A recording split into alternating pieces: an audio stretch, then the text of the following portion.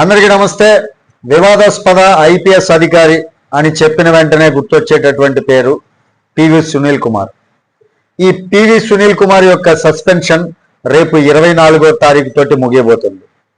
అనుకున్న సమయంలో ఆంధ్రప్రదేశ్ ఒకవేళ 24 డేట్ ఎప్పుడైతే పివి సునీల్ కుమార్ గారి సస్పెన్షన్ ముగుస్తుంది అనుకున్నామో ఈ సమయంలోనే ఆంధ్రప్రదేశ్ ప్రభుత్వం ఒక కీలక నిర్ణయం తీసుకుందండి. సస్పెన్షన్ ని పొడిగించింది. అది ఎప్పటి వరకు తెలుసా? జూన్ 30వ తారీఖు వరకు. అంటే ఆయన రిటైర్మెంట్ అయ్యేటటువంటి జూన్ 30వ తేదీ వరకు ఆయన సస్పెన్షన్ పొడిగించారు. లేదా ఆయన మీద ఉన్నటువంటి కేసుల విచారణ పూర్తయ్యేంత వరకు. ఈ రెండిట్లో ఏది ముందైతే అప్పటి వరకు సస్పెన్షన్ అనేది కొనసాగుతుంది అనేది తాజాగా జీవోలో స్పష్టంగా పేర్కొంది ఆంధ్రప్రదేశ్ ప్రభుత్వం. ఒకవేళ జూన్ 30 లోపే ఆయన మీద ఉన్నటువంటి కేసులు క్లియర్ అయ్యి ఆరోపణలు లేవు అని తేలితే సస్పెన్షన్ అనేది ఎత్తివేయబడుతుంది. లేకపోతే సస్పెన్షన్లోనే ఆయన రిటైర్ అయ్యేటటువంటి ఐపీఎస్ అధికారిగా మిగిలేటటువంటి పరిస్థితి ఉంటుంది. యాక్చువల్గా ఒక మాటతో చెప్పాలంటే ఆయనకి suspension gift retirement gift Andhra Pradesh ప్రభుత్వం సస్పెన్షన్ రూపంలో ఇచ్చిందని చెప్పొచ్చు. ఇక ఈ మొత్తం వ్యవహారాన్ని ఆయన మాటలతోనే మొదలు పెడితే ఫిబ్రవరి 10న ప్రత్యేక ఆహ్వానం మేరకు ఆర్ఎస్ఎస్ చీఫ్ మోహన్ భగవత్ సమావేశానికి వెళ్ళినటువంటి సందర్భంగా ఆయన ఒక పద్యం ప్రస్తావించారు. వినదగునెవ్వరు చెప్పినా వినినంతనే వేగపడక వివరింపదగున్ అని అక్కడ ఆపేశారనమాట. అయితే పూర్తి పద్యం కనికల్ల నిజము తెలిసిన మనుజుడెప్పుడో నీతిపరుడు మహిళ సుమతి. ఇక్కడే చర్చ మొదలైంది. మరి ఆయనకు నిజాలు ఎవరు వివరించలేదా? ఎందుకు అంత వేగంగా స్పందించారు అనేటటువంటి ప్రశ్నలు కూడా వినిపించాయి. ఇప్పుడే కేసుల విషయానికి వస్తే కూటమి ప్రభుత్వం వచ్చిన తర్వాత ఇప్పటికే 2 సార్లు ఆయన పోస్టింగ్ ఇవ్వకుండా సస్పెండ్ చేసింది.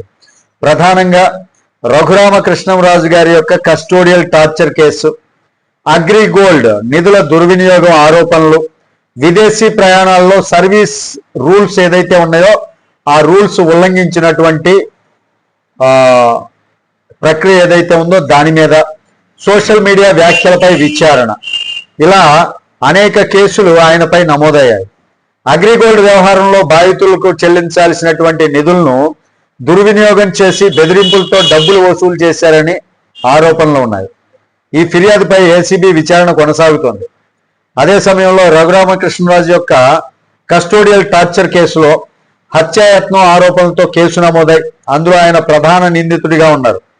విచారణలో ప్రశ్నలకు స్పష్టమైనటువంటి సమాధానాలు ఇవ్వలేదనేటటువంటి ఆరోపణలు కూడా ఉన్నాయి.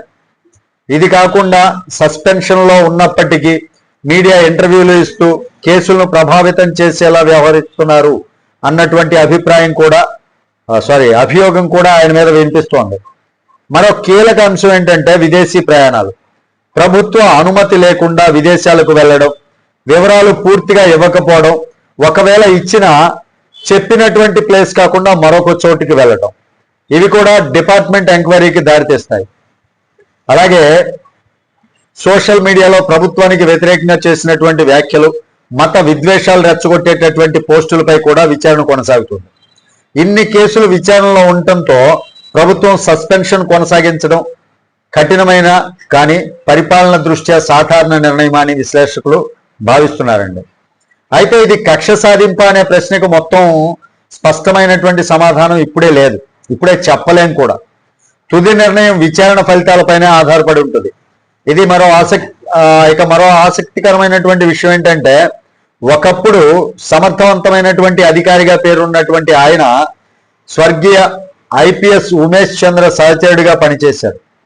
అలాంటి వ్యక్తి ఈరోజు అనేక వివాదాల్లో సస్పెన్షన్లో రిటైర్మెంట్ దశకు చేరడం నిజంగా ఆశ్చర్యకరం అని చాలా మంది అభిప్రాయపడుతున్నారండి. మొత్తానికి జూన్ 30 ఒక కీలక తేదీ. అప్పటి వరకు కేసులు క్లియర్ అయితే హుందాగా రిటైర్మెంట్, లేకపోతే సస్పెన్షన్లోనే రిటైర్మెంట్. చివరిగా ఆయన చెప్పిన పద్యంతోనే ముగిస్తే వినదగున్ ఎవ్వరు చెప్పిన వినినంతనే వేగవు పడక వివరింపదగున్ కనికల్ల నిజము తెలిపిన మనుజుడే పో నీతిపరుడు మహిళ సుమతి. నిజాలు ఏవో విచారణనే తేల్చాలి, కానీ కాకి యూనిఫామ్ బాధ్యత ఎంత గొప్పదో ఈ వివాదం మరోసారి గుర్తు చేసిందనమాట. ఈ అంశంపై మీ అభిప్రాయం ఏంటి అనేది కామెంట్ రూపంలో తెలియజేయండి. ఇలాంటి విశ్లేషణల కోసం మన ఛానల్ని సబ్స్క్రైబ్ చేసుకోండి. తిరిగి నెక్స్ట్ విశ్లేషణతో మీ ముందుకు వస్తాను. అప్పటి వరకు సెలవు. జై హింద్.